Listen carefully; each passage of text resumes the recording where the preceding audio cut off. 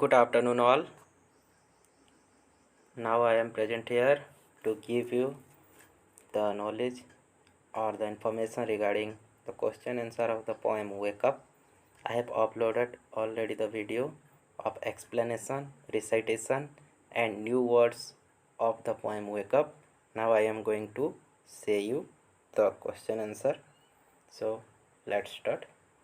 In case of first question, the question is that what do you think birds say to each other in the morning?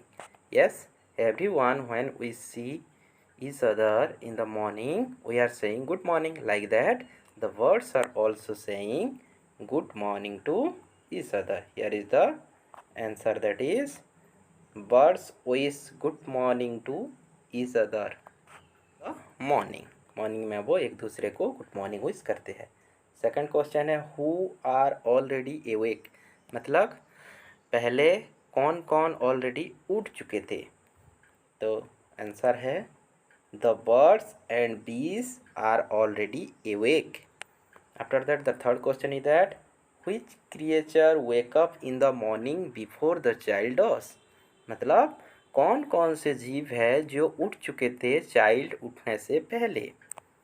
The answer is that the cow, the horses, ducks, sheep and the tiniest chicken wake up in the morning before the child does. बच्चे और child उठने से पहले horses, cow, ducks, sheep and the tiniest chicken also उठ चुके थे। Another question, that is listen to the song of birds. Say the words boy and bee. Listen to bee sound in, that is big, bubble, bin, back, blue, blow and black. Then listen to the baby chicks. Baby chicken क्या कह रहे थे? Cheep cheep cheep. The sound of baby chicken और the tiniest chicken is cheep cheep cheep, as we know all. The answer is that which sound create B voice or B sound, which words create B voice, that is big, bubble, bean, bag, blue, blow, black. And the baby's chicken sound is chip chip chip. Then go for a morning walk, listen to the sound you hear, like the rustling of leaves, the wind blowing, the chirping of birds, the sound of footsteps, all those things we are listening. Yes. Then imagine that a cow, a horse, a duck and a chicken are meeting for a morning meal. What would they say to one another? Talk about. This is a simple answer, that is cow said that, hello horse, how are you? Are not you feeling hungry yet? Cow कह रही है कि hello horse, आप कैसे हो? How are you? Are not you feeling hungry yet? अभी तक क्या आपको भूख नहीं लग रहा है? Then horse replied, hi cow, no I am not feeling well, I had barley and grains already. मैंने अभी कुछ देर पहले दाने खाए हैं, हॉर्स कह रहा है। Then dog said that, I am feeling hungry, I have cooked a small fish for my breakfast. Duck कह रहा है कि मुझे भूख लगा है, मैंने अपनी ब्रेकफास्ट के लिए एक छोटा सा फिश कुक करके आया है। Then chicken replied, oh I don't like eating fish, मुझे फ़िश पसंद नहीं है। It is so boring. टक्की, can you please cook a fresh grasshopper for me? Chicken कह रहा है कि मेरे लिए एक ग्रेसोपर आप कुक कर दोगे। तो यह है छोटी सी एक discussion cow, horse, duck and chicken के बेस। और इस तरीके से हम लोग भी डिस्कस करते हैं जब हम क्लासरूम में आते हैं, अपनी दोस्तों के साथ शेयर करते हैं, अपने ब्रेक लंच टाइम में सारे खाना शेयर करते हैं कि मम्मी ने ये बना के दी है, मम्मी ने वो बना के दी है। ठीक उसी तरह एक लिटिल बिट कन्वर्सेशन है बिटवीन द फ्रेंड्स और among the friends. Okay. Then another question, that is Betty bought a bit of butter, but the bit of butter that Betty bought was bitter. So Betty bought some better butter to make the bitter butter butter. This is the pronunciation of our tongue, and we just have to make clean our tongue when we read any sentence, any words. That is why this sentence have been given. Betty bought a bit of butter, but the bit of butter that Betty bought was bitter, so Betty bought some better butter to make the bitter butter better. Like that, you just have to read out and practice these sentences, which will make clean and clear your tone and pronunciation when you reading the books or any poem. Then another question, that is, connect the pair of sentences below using and or but. And और but use करके आप sentence को जोड़ोगे, because two sentences have been given here, दो sentence यहाँ पे दिया गया है और दोनों सेंटेंस को जोड़ना है। कैसे? एंड यूज़ करके या फिर बट यूज करके। ओके, ये दोनों कंजक्शन को यूज़ करके आप दो सेंटेंस को जोड़ना है। For example, it is time to get up for school. ये अभी टाइम है स्कूल जाने के लिए। और सेकंड सेंटेंस है, I want to sleep for some more time. मैं कुछ और टाइम सोना चाहता हूँ। तो यहाँ पे एंड और यूज़ होगा या बट यूज़ होगा? इन दोनों में से कौन सा वर्ड यूज़ होगा? Now we have to see. देखो, it is time to get up for school but I want to sleep for some more time. तो यहाँ पे वर्ड यूज हो गया बट। फर्स्ट क्वेश्चन की आंसर है बट। देन सेकंड क्वेश्चन, कौन कौन से सेंटेंस है we have to see right now. देखो यहाँ पे, Sheila got some chocolates for her birthday. ये फर्स्ट सेंटेंस है, Sheila got some chocolates for her birthday. और सेकंड सेंटेंस है, she got some new clothes too. उसको कुछ नया क्लॉथ्स भी मिला। तो यहाँ पे फर्स्ट सेंटेंस ये है कि शीला को अपनी बर्थडे में कुछ चॉकलेट्स मिला था और उसको कुछ नए कपड़े भी मिले। तो हम बट यूज़ करेंगे। यहाँ पे बट यूज़ होगा या एंड यूज़ होगा? We just have to see the answer right now. Okay, you can see here in second one. मैं राउंड कर रहा हूँ इसको। देखो, Sheila got some chocolates for her birthday and she got some new clothes too. Sheila को कुछ chocolates मिला उनके बर्थडे पे और कुछ क्लॉथ्स मिला। तो यहाँ पे यूज हुआ and. The word and have been used here to join both the sentences whatever created by the person according to her birthday. Now third one, कौन कौन से सेंटेंस है? दो सेंटेंस देखते हैं।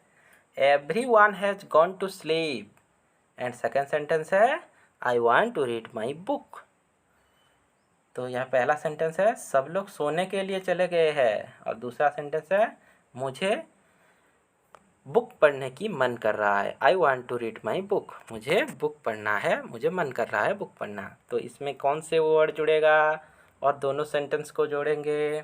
देखो यहाँ पे, Everyone has gone to sleep but I want to read my book। सब लोग सोने के लिए चले गए हैं लेकिन मैं अपना बुक रीड करना चाहता हूँ। यहाँ पे यही ऐड हुआ है। देन फोर्थ क्वेश्चन क्या है? दो सेंटेंस ये है कि Raju play cricket, he also place hockey. Raju cricket खेलता है और वो हॉकी भी खेलता है। तो यहाँ पे जाहिर सी बात है एंड यूज होगा। That is, Raju play cricket but he also play hockey. यहाँ पे बट भी यूज़ कर सकते हैं, एंड भी यूज़ कर सकते हैं। एंड कैसे यूज़ करेंगे? Raju place cricket and hockey also, HOCKEY, hockey also.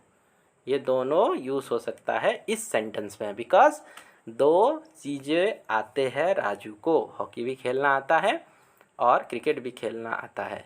जैसे कि Raju play cricket but he also play hockey. यहाँ पे बट का भी यूज़ हो गया, यहाँ पे बट का भी यूज़ हो गया और Raju play cricket and hockey and also hockey, यहाँ पे एंड का भी यूज़ हो गया.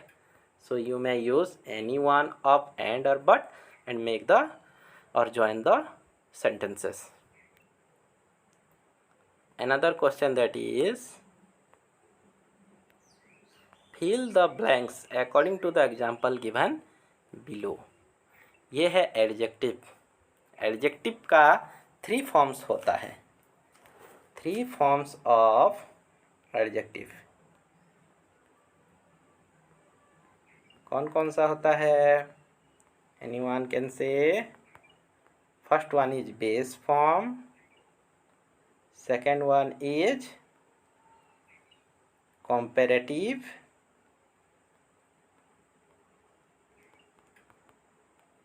base form, comparative form and third one is superlative.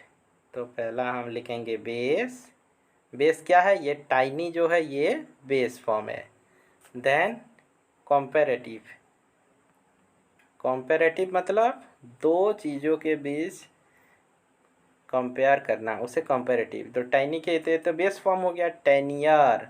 जब दो चीज़ों के बीच कंपेयर करते हैं तो हम ईयर लगाते हैं, तो ये कंपैरेटिव हो गया. और टेनिएस्ट मतलब बहुत ज़्यादा लोग हैं और उनमें से कुछ को सिलेक्ट करेंगे टेनिएस्ट. जैसे कि चिकन बहुत सारे हैं तो हम एक चिकन है तो टाइनी चिकन कहेंगे. देन 2 चिकन है और दोनों में से कौन सा सबसे छोटा है तो हम टाइनियर लगाएंगे. और टेनिएस्ट कब लगाएंगे? जब 2 से ज़्यादा हो.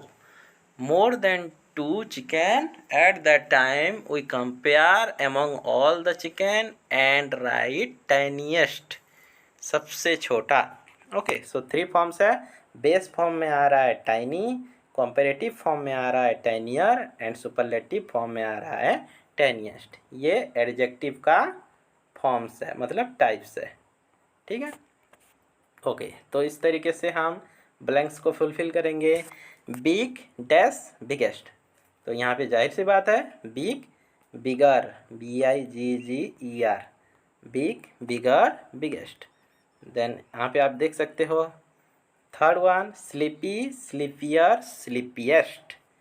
Fourth one lovely lovelier loveliest. यहाँ पे स्पेलिंग को थोड़ा चेक कीजिएगा कि फर्स्ट में LOVELY हुआ है लेकिन सेकंड सेंटेंस में Y हट गया है.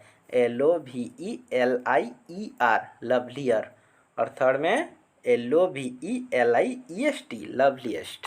ओके, आप उसमें थोड़ा ध्यान दीजिएगा. Then late later latest. Round rounder roundest. Small smaller smallest. Then last one is good better best. यहाँ पे थोड़ा ध्यान देना है. गुड गुड और गुडेस्ट ये मत कर देना, आपको करना है गुड बेटर बेस्ट. ओके, तो सम words are there which have different kind of sound when we take those words in comparative degree and superlative also. Okay, you just have to give concentration over those things. Now I am showing you some words or some superlative comparative degrees words which will be very much effective and useful for you. Okay, you can see here adjective, comparative and superlative. That is busy busier busiest, calm calmer calmest, cheap cheaper cheapest, chewy chewer chewest, chubby chubbier chubbiest. Like that you can see here the superlative and comparative degrees of adjectives. That is clever cleverer cleverest, close closer closest, cloudy cloudier cloudiest, clumsy clumsier clumsiest, busy busier busiest, calm calmer calmest. Okay, like that you can make some sentences by using different kind of adjective and its 3 forms, that is base form, comparative and superlative.